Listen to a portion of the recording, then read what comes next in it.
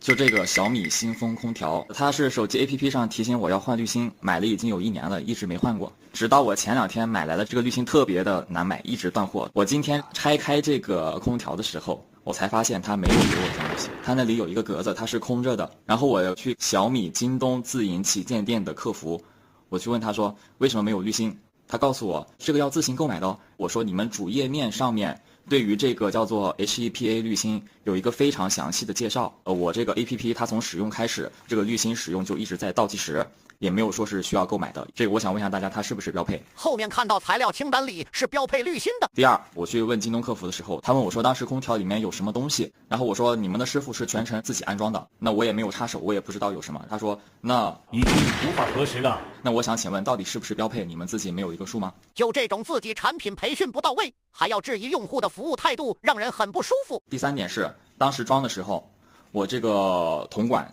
大家知道这个铜管越长它收费越贵，当时师傅给我报了一个4米的长度，我觉得这不对啊，因为他把铜管展开的时候，我看到只占了我们家这个地板大概有3个砖的一个长度，一块砖是80厘米，3824，2.4米，相当于他多报了我1米。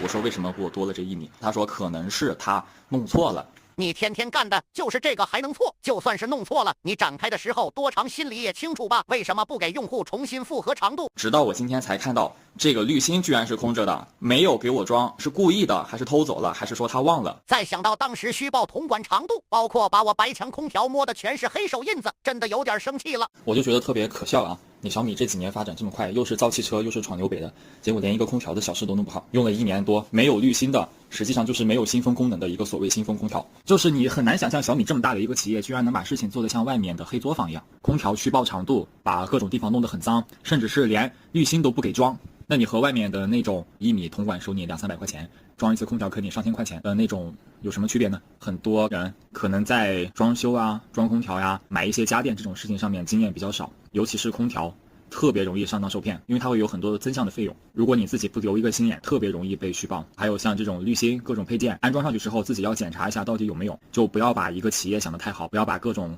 工人啊师傅都想得太好，不要把这个世界想得太美好了。